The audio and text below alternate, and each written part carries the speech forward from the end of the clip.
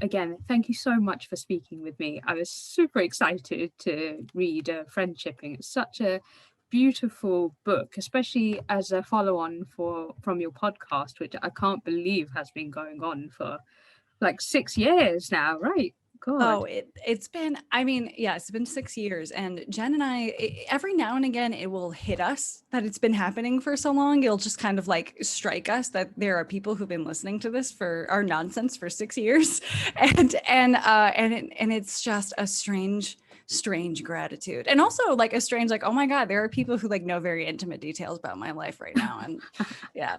And thank you so much. I'm so glad you enjoyed the book. I mean, I'd say like the way that I describe it is like the lightning that made the Frankenstein turn alive really was Jean Wei's art. Her art was so incredible. Beautiful, really beautiful. It's so nice to read because, usually you can read so many of these books, but it's just text. And the pictures just are so marvelous on it. Yeah, gorgeous. Really enjoyed it. And also the little snippets of what everyone's sort of sent in messages. Right, fantastic. And are they actual messages then from the show? They are basically, so we get a lot of the same questions on the show because a lot of people have the same friendship concerns, and it's really the minor details that are different, I would say. And that's probably true of a lot of like advice shows, I mean, for romance and etc. So they're composites. So sorry, that was my alarm for attending this interview. So I'm just yeah, I'm a mess. So, what were we talking about? I just got completely off topic. I'm so sorry by that alarm. Oh no, that's okay. Oh, just the composites of all the people. Yeah. Yeah, we definitely want to keep people's identities safe. And again, so much of the content is like pretty universally applicable. So we could kind of mash questions together into a little smoothie. Yeah, they were really tricky though. They were really intense questions that were quite difficult to kind of maneuver through. So I was like, this is like hats off to you, without like needing all this like really in-depth cognitive and psychological, responses. It was really good just to have like a really humane response to these kind of situations. That was the nicest thing I think anybody said about the book, because there's such a juggling of, emotional literacy, the tiny bit we know about psychology, and like what we know about communication that goes into this. So it's just like you have to consider so many angles when you go into friendship advice, because there are just so many facets of everybody's perspective. So anyway. So true. And actually, you met Jen quite a while ago then, I guess. Yeah. Oh, do you want me to tell you the story about how we met? Oh, please, yeah. It's really cute. Okay, so Jen and I are both nerds, and we love video games and tabletop games and comic books, and that's just accurate. And so I want to say it had to be 7 or 8 years ago, because it was at least a year before we started the podcast. I was volunteering at C2E2, which is the Chicago Comics and Entertainment Expo. Cool. I always get that wrong. I'm like, I know the whole acronym, I do, right? So I'm volunteering there, and I have a tiny bit of cosplay. And if your listeners are not familiar with cosplay, it's a costume. That's what it is. And I had on one piece of armor. It was the shoulder piece of Shepard's armor from Mass Effect 2 that Legion picks up and wears. And if you don't worry about it if you don't get the reference. That just means you're much cooler than me. But Jen, she just saw me from across a crowded like C2E2 and was like, Legion. And she walks over to me and starts talking to me about Mass Effect. And it was really just a lovely little, and we just kind of hit it off from there. And we ended up working together, and like I would like give her little notes, like with the little robot, like, hey Jen, you're my friend. And that's so cute. Thank you. I agree. That's really adorable. And yes, the fellow nerds have to stick together. It's really, really, because I'm definitely considered one of those as well. So yes, Yay, you one know, of us. sit there with my Harry Potter costume and things like that. Yeah. Hooray. Oh yeah. And you know, like those kinds of conventions are such a good place. Well, they were when they existed, and they will exist again. But you know, conventions and things like that are such a good place to meet friends and people that you will get along with, because you already have at least one thing in common, which is incredible. So true, so true. And I guess this is a lot of what I need to ask you. Obviously, is how do we like manage this? Because first of all, I think I've got to ask you, what does friendship mean to you? So it's to me specifically and not just like to the world. Okay. So friendship to me is really a verb, which is partially why the title of our book is the gerund form of friendship. It's what you do. And I right now in COVID times, you know, I don't see my friends very often, and I'm not sure how lockdown is in other parts of the world. Oh yeah. But we're taking it real serious here in Chicago. So friendship to me is my buddy Henry texting me last night about how his girlfriend Kelsey had a student in her class who wants everyone to call him Egg. And I just think that that's wonderful, because he knew that I would find that so delightful. You know, it's the times one of the things I've been mentioning on a lot of interviews is I now have an alarm in my phone for 8:15 p.m. to text people that I'm not in touch with if I have any energy at all, kind of thing, which is not always true. I don't always send those texts. So friendship to me is the verb form of that. It's active, it's trying.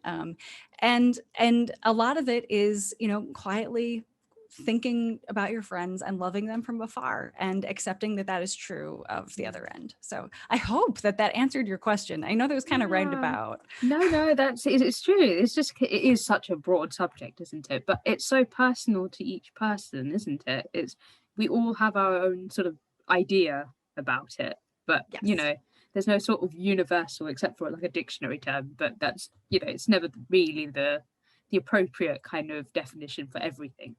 So Absolutely. And every boomer I've ever talked to brings up the fact that, and I'm not trying to beef with boomers right now. I just think this is funny. But every boomer I've ever been interviewed by has brought up that Facebook friends are a thing. And they're like, oh, are all those people all your friends? And I'm like, no, dude, it's just, that's the way language evolves. And like, yeah, Facebook stole the word friend, but nobody thinks that they are best friends with all however many Facebook friends they have. Like they're the weirdos from high school that you decided to keep in touch with. yeah, God, or stalk more like, isn't it? Yeah. Yeah. Oh God, I love how honest this interview is. This is wonderful. I should like, yeah, I feel your pain. I think, yes, I think I would say 90% are just people I was like, oh yeah, I wonder what they're doing now. Huh. And honestly, that's a form of affection. You know, those are not your friends, but like they're your buds. They And are. one of the things people have been writing into our podcast a lot about, like, how do I make friends right now? Yeah. And really, those are the people you start with, are like those tertiary people that like have been in your life, and you're like, actually, I have been interested in your life for a long time. Maybe we should try to be closer. So Oh. there's a place for them. Actually, no, that's like a perfect segue into what I was just about to ask, which is like, how do you make the first move online? It's hard, and it's always different between individuals and also generations. I've been watching a lot of 90 Day Fiance, which is a terrible show on TLC, and I promise this comes together. And it is a really I wouldn't say I'm a fan of the show. I don't enjoy it, but I do consume it because it's this interesting delve into racism and global inequity as far as like wealth is concerned, and racism. It's a lot of that, and every now and again somebody's being quote unquote scammed or catfished, you know, by somebody from the internet, and it actually it is good for me to remind myself of that reality, because when I talk to millennials or I talk to Gen X or I talk to Zoomers, like we all kind of know what everybody has, their social media that they like, they understand, and they're on, you know, like I'm a Twitter person, and you know, and some people are Instagram, but my goodness, it is it is a difficult to navigate, not perfectly safe place, you know, and there. I wish that I had like a list. As I watch 90 Day Fiance, I think I'm gonna start making a list of like hallmarks of a catfish. But anyway, that's just me starting out with the disclaimer of be safe about it. Okay. Mm. Next up is Jen and I like to use the metaphor of the internet as a public park. This is a pretty common metaphor. I've seen other people use it. You can, you know, everybody's there. There are people talking to one another. And you can sit on a bench and like watch and listen. And it would not be weird of you to do that. What would be weird of you to do is if two people were like walking down the park and you just start shouting mean stuff at them. Like and that's what a lot of people do on the internet, you know? Yep. Right. Or you start following that group of people and chiming in on all of their conversations. Like that would be weird in a public park, wouldn't it? Well, Yeah. it's also weird on the internet. So those are the things to look out for. But the things to actually do are I like to use all these metaphors. The metaphor of a feral cat. I've had to capture many feral cats in my time. It's a long story, but what's important is you don't just go at the feral cat and try to pick up the feral cat. You know, what you do is you have a little treat in your hand, you proffer it, and you're like, okay, if you want it, it's right here. And that's the way I like people to approach friendship. Is like you got to be very clear. Like I've got a friendship here that you can have if you'd like, but I'm not going to thrust it upon you, sort of situation. So like when you approach making a Twitter friend, like you follow them first, Yeah. and then occasionally maybe you'll comment on their stuff and maybe they'll follow you back, and you kind of have to see that snowball kind of roll up as it goes. I would say. I hope, was that helpful? Yeah, I love it. You know, Good. I've got the metaphor approach friendship like a feral cat now in my head, which is just makes total sense. So Thanks. yeah, I'm glad to hear that. I shall be careful of doing that and making sure, like bit by bit, Yeah, bit by get them bit. in. Yeah. Exactly. And you know, there are always those magical situations, like you might meet a Jen on the internet, you know, and like all of a sudden you gel and everything's like, and you become close right away. That happens sometimes, but it's something that has to happen naturally, consensually, and mutually. Yeah, and actually, you know, I think there was a mention of like being friendly to people who are nearby, and obviously that like vicinity wise, it's starting obviously not there anymore. So Right. I was just wondering, like, is nearby now just anyone who is could be on the internet? That's a good question. When I think about nearby, I think kind of what we were talking about earlier is like the secondary and tertiary members of your friend group. When people want to make friends, the best place to start is the friends you already have, and just say like, "Hey, if you ever are putting together a game night, I would love to be invited. Like I'm just putting it out there. I am down to friend. You know, like that's where you start. Like the people nearby. I mean more socially nearby. You know, I I don't know if this is good advice, but I'm going to say it anyway because this is what I did. But I've made a lot of my friends on Twitter, which is strange. But because I work in the games industry, I write for games, and So cool. oh, thanks. Yeah, Yeah. it's a weird world, but that's like my day job, and I have met people like in my industry who obviously have common interests as me that way. So those are people who are also like nearby, quote unquote. One place actually two places. One I don't know if I can fully recommend. One I feel I can. So Craigslist. no. I was gonna say, there are lots of vibrant and healthy Reddit communities for cities, and I really only know about the Chicago like subreddit, and I've only dabbled in it. Generally, I'm like, never go on Reddit. You don't need to ever do that. Yeah. But if you wanted to like make local friends, that's a good place. Meetup.com is a great place too, because you don't go there seeking individuals. You go there attending events that have to do with your hobbies. So I think that's like another like kind of nearby situation. So. That's true. I quite like Meetup actually. There are some just wacky groups out there, which is like fantastic, isn't it? God, it's like just the whole spectrum of humans. Oh, totally. Like God, I think I found a choir through that, and we've been doing like the online choir that way. Yeah. Are you for real? That sounds amazing. So like, do you record? I know this, maybe we'll talk about this after the interview, but that sounds so amazing. Well, yeah, that's the thing. Anything is possible, thankfully, with the internet these days. So, you know, even if you're completely mismatched when you're actually singing, but if you're given your recordings, you can actually put them together. So, ta-da! So, yeah, amazing what is possible these days, isn't it? It is. But do you find, for example, the dynamic has changed, like keeping in touch with your like best mates online when you're so used to like seeing them face to face? Oh my gosh, 100%.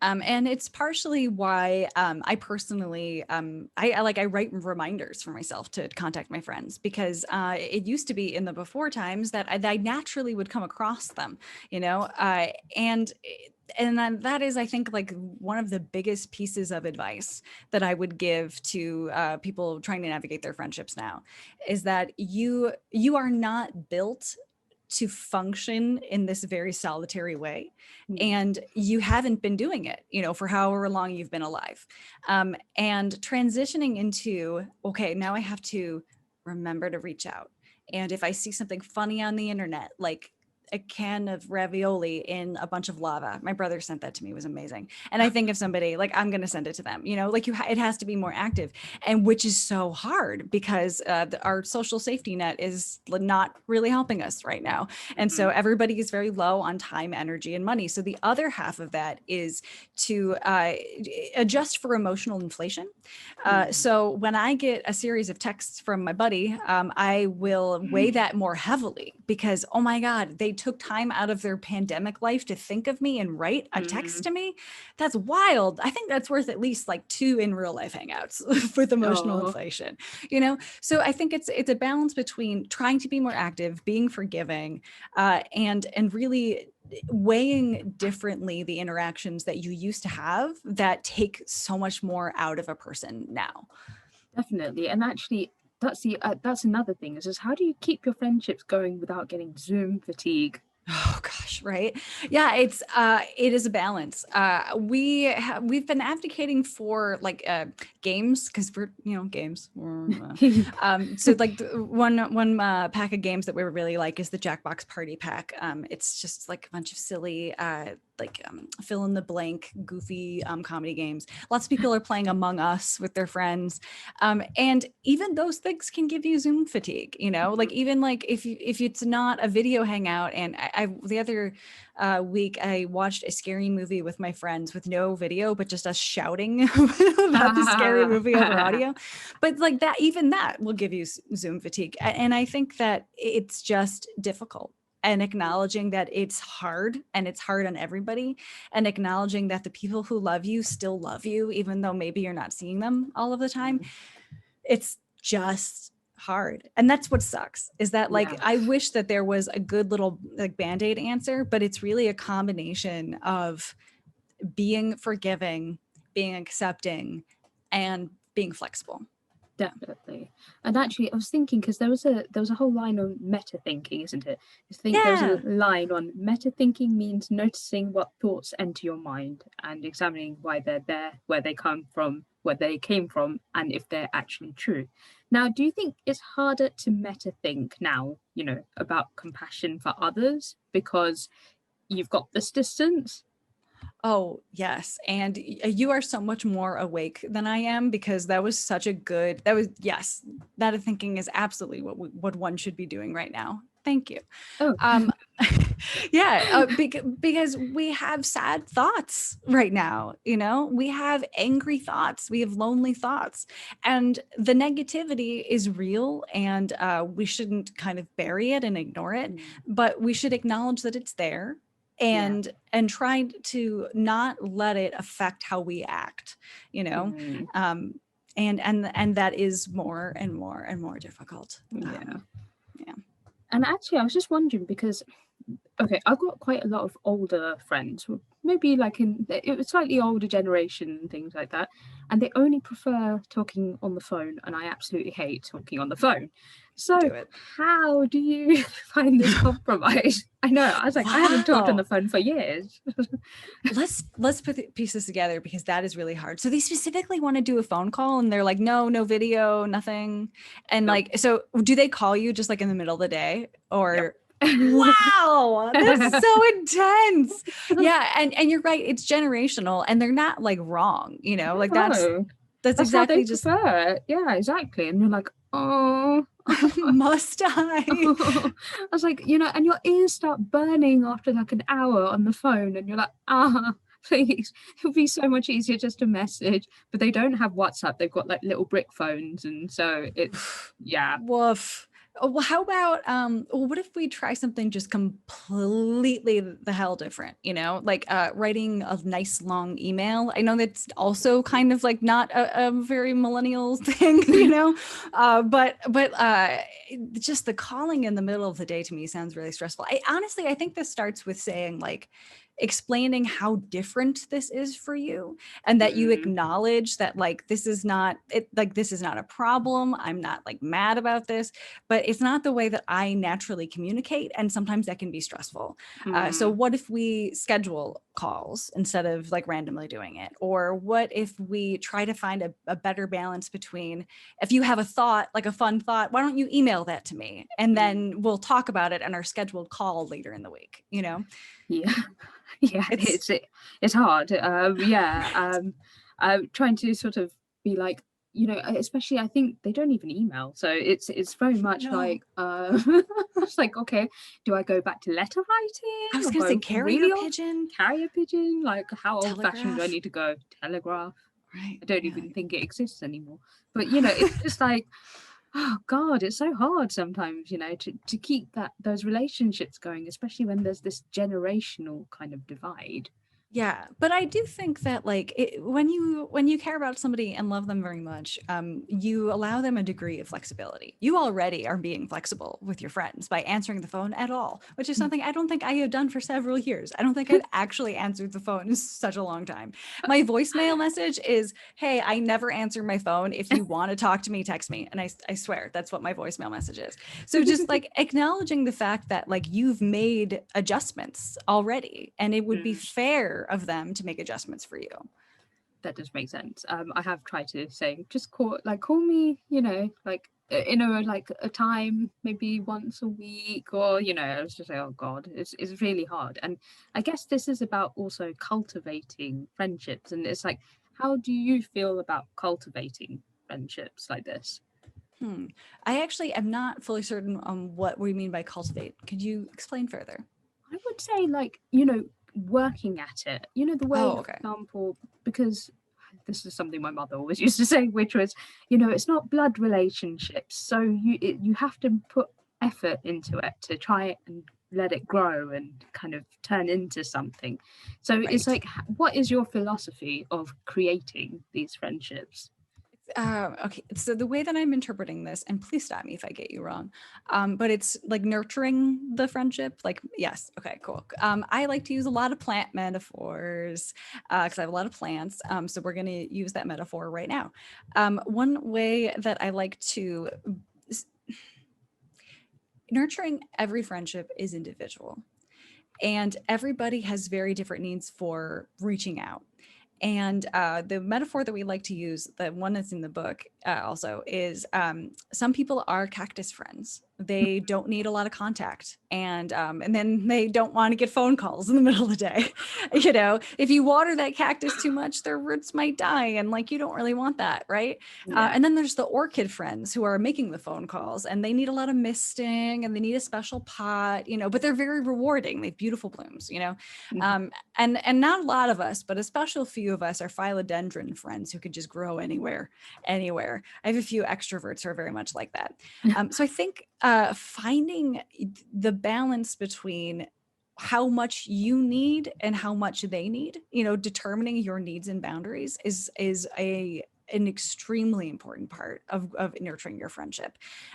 Because man, I'm sorry I'm using your friendships as an example because I find this fascinating that they're calling you in the middle of the day. The only other person I know who gets like regular phone calls is my husband, and it's because he has 7 brothers and sisters and they're Oh, all in wow. Canada. It's a whole thing. But that's the thing is like standing up for your boundaries as a cactus friend and them standing up for their needs as orchid friends is very, very important. Yeah. And when you tell your friends the best way to love you, it's like the best thing you can ever do because now they're much less likely to screw it up. So true. Oh, and what about if you flip that around and you're the cactus? How do you sustain those relationships? Great question, because I am a cactus. Me too.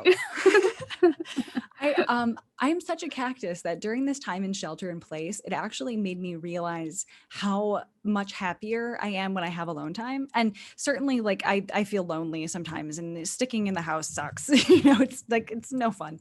But I definitely have learned that about myself. And I'm a deep cactus friend. I'm a deep introvert. And one of the ways that I do that is so it's the tone and the context of how I communicate with my friends. Like all my friends know I don't want to play a escape the room thing online. That sounds like a nightmare. So they would never invite me to that. But in turn, I can't be jealous that they're all hanging out without me, I have to accept that they're doing this thing that I would never, ever, ever do, and that is okay. When I was talking about content of what we say to one another, occasionally I will reach out to a friend and I'll say straight up, I am too exhausted to have a conversation right now, but I really wanted to show you this amazing picture of my cat sitting on my Nintendo Switch because I've been playing too much Animal Crossing. Like starting it off, like I want to reach out, so I love you, but I don't have more than that. I think is a nice thing you can do for somebody. Yeah, that makes sense. I'm just like that as well. I just, I think, oh God, it's just such an effort to try and like reach out. And when I'm just quite happy sitting and doing my own little bits and stuff. So it's oh God, how do I be a better friend? And actually that is like, how do you think a good friend should act? I mean, it's so individual. I have lots of friends who are also cactus friends because that's the amount of energy that I can give, it is so deeply individual. Yeah, definitely. And I think, yes, exactly, because we are cactuses, or should I say cacti? Yeah, that's us. That's us. And I'm looking around to all my plants that have died as a result of using the same watering technique. So yes, like maybe that's like this is not true of humans. Humans need a lot of water, but for plants, the most likely way you're going to kill them is overwatering. I know all my cacti have died. Oh God. Yes, so definitely something I need to keep in real life as well. And actually, since you've started the podcast, so 6 years ago, what do you feel you've learned over the process? Oh man, a lot. Honestly, I'd say the biggest takeaway for me in general was I started recontextualizing my old friendships and like friendship breakups. And like, I think we assign blame to others before we assign blame to ourselves. I mean, or at the very least, our teenage selves definitely did that, Yeah.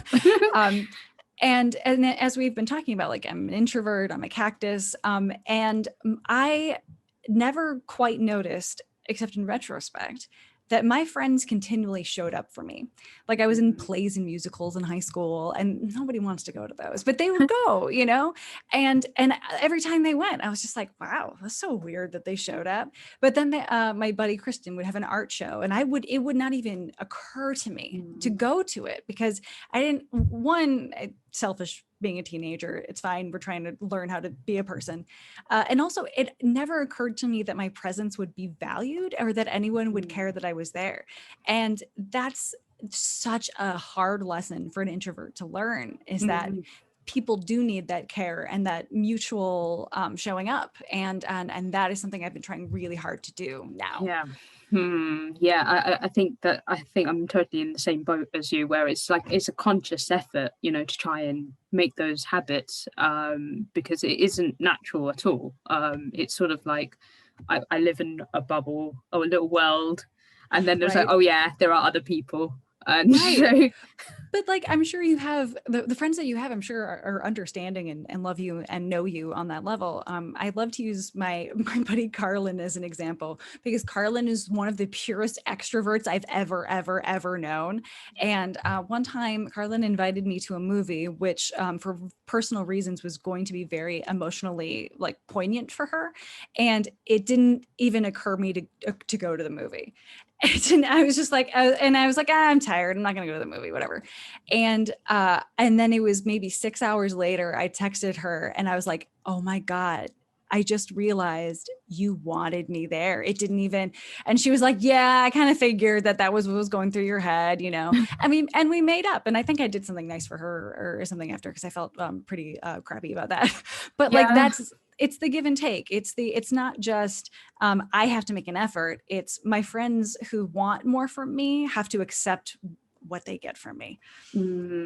That's so interesting. Because do you find like actually, is Jen more extroverted, or would you say you're both We're introverts? both such introverts. And it's so funny that we made a podcast about friendship. It's funny that we made a podcast about friendship, and we talk a lot about like, you don't need to be friends with anyone you don't want to be friends with. That's like one of the salient points of our whole show. But yeah, we are both deeply introverted. And we both Interesting. deal with emotions completely differently. Like, I am from this gigantic, loud Italian American family, and Jen is from a very quiet Midwestern Indiana family. Yeah. And it's just when she's going through something, I have to reach out, because she doesn't naturally do that. Mm. But when I'm going through something, I'm like, let me tell you about this garbage that just happened. Like, I'm in, you know? So yes, we're both introverts, but there's still a needs and boundaries balance to be had. And actually, I just wanted to ask you, because I was like, are you an asker or a guesser? Oh gosh, ask versus guess culture. There's such a good metafilter thread. I am definitely a guess culture person, because again, Midwest America is very guess culture. Do we want to talk about what that is? Because Yeah, okay, cool. definitely. All right. So there was this incredible metafilter thread that was started by Andrea Dundary, and it's from a long time ago. I want to say it was maybe even 10 years ago. And it posits that there are two varieties of personalities. People who ask for things and don't feel shame asking for things, and don't feel unhappy if they get a no, because it's like, whatever, then no. Like, then if you don't want to give it to me, you'll say no. And then there's guest culture, who don't ask for anything, and they will often miss opportunities or not get the help that they need, because they will not ask unless they are feeling very sure that they will get a yes, because a no is very uncomfortable for them. So that is man, I've had so many clashes with that over the course of my lifetime. Yeah. You know, I'm feeling guest culture radiating off of you. Am I correct? Oh God, like Yeah. totally guilty of this. Yeah, and actually, I was wondering whether do you find that women tend to be more in the guest culture because they don't like the idea of putting themselves out there? Because, Wow. You know, I haven't thought about it gender wise at all. Just because let me think. Yeah, the examples of ask friends I have in my life are women, but there are women who are from other places. So my most asky friend, that's not a bad quality. Just let me be really, really clear. She's from New York City, which is like very loud and like and I was like, get out of my way. It's fine. So she's not rude. She's just she has a different feeling about asking for things than I do, and it's not wrong or right. So to get back to your point about the genders, I haven't noticed that, but my guess would be that you're probably correct. I would say women are probably in general more guess, and men may be more ask, but like it's only anecdotal from my friendships. oh, you see. And actually, so what are your future friendship goals? My future friendship goals. Oh man. So I I guess this is it. I got married like right before the pandemic kicked Yay! off. Thank you. Congratulations. Thanks. He's wonderful. But we had a little courthouse thing because he's also Canadian, and so we were gonna have like our big Canadian wedding, and so we've indefinitely put that on hold until things are very very safe, you know. And my friendship goal is to have that freaking wedding and have it be so much fun, and everyone is going to. I'm gonna have like board games for introverts, and I'm gonna have you know like we're gonna do this wedding. So yeah. That's one of my friendship goals. And I think the other really is, you know, doing a better job. Because this will have to be a consistent goal throughout my life because it's not instinctual to me, is to remember to show up and to remember to be thoughtful because it is not something that just was born into me. No, I totally get that. Yes, and it's something I think I need to learn as well. So thank you for the advice because I will definitely need to use that. Show up, keep showing up. Yes. You're so sweet. And I'm sure like you're going to be fine. And again, like, you know, you probably, I would guess, made friends who are understanding of you and your personality. Yeah, thank God. Thank God. I was like, oh God, I don't think I'd have any friends if that was the case. And they're still like my childhood friends. I've known them since I was very young. So So lovely. That's so rare. That's so lovely and rare. Yeah. But I think it's because I realised this may happen, and I wouldn't be able to cultivate beyond a certain amount of friends. So it's just like stick to the ones that I knew since I was like 4 years old. You got it right early. There's nothing wrong with that.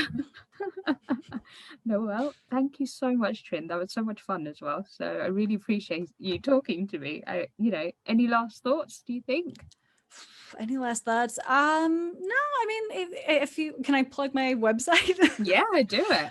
I guess my last thought is if you want to learn more about my work with Jen, you can visit friendshippingbook.com, and it's friendshipping with 2 P's.